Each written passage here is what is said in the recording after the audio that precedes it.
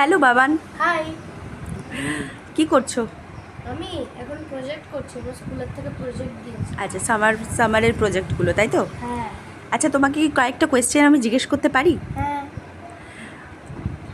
তুমি কি মনে করো যেগুলো আজকাল ঘটছে, এই যে চারিদিকে এই যে লড়াই হচ্ছে, যুদ্ধ হচ্ছে, বা ভারত বাংলাদেশের মধ্যে যে একটা কথাবার্তা চলছে, মানে নেগেটিভ সব কিছু চলছে, সেগুলো নিয়ে তুমি কি বলতে চাও?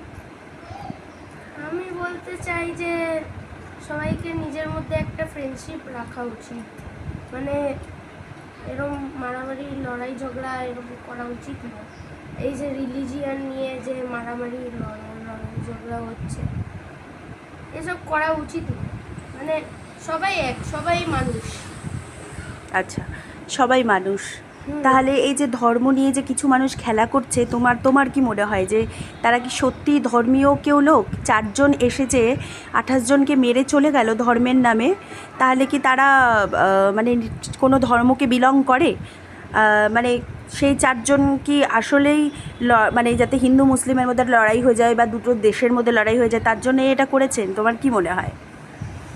সেইটা আমি জানি না, কিন্তু এটা করা উচিত ছিল না, কারণ তারা ওদেরকে কিছু করেনি। সবাই নিজের মতন করছিল, নিজের মতন নিজেদের কাজ করছিল। এরা মানে ঘুরতে এসেছিল। হ্যাঁ, এরা নিজের থেকেই চলে এসে। তো বাবান, আমি জানতে চাই যে তুমি সকল দেশবাসীর জন্য, মানে শুধু নট অনলি আমাদের দেশ, সব কটা দেশের জন্য, সব কটা কান্ট্রির জন্য তুমি কি বলতে চাও, সব কটা কান্ট্রির মানুষের জন্য?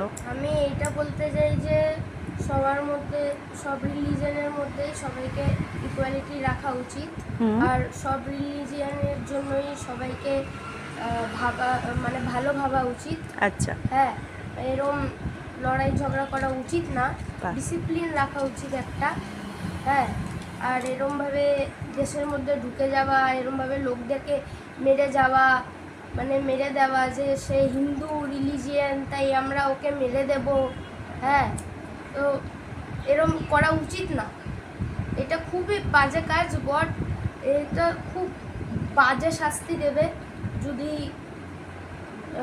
সে ক্ষতি করে কারোর।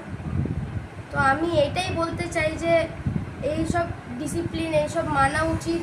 আর সব রিলিজিয়ানের জন্যই ভালো ভাবা উচিত যে এইসব মানে সবাই ভালোভাবে বেঁচে থাকুক, সবাই ভালোভাবে থাকুক, ভালোভাবে কোনো জায়গায় বাধা না পড়ে কারোর। আমি এইটাই বলতে চাই। আচ্ছা, ঠিক আছে।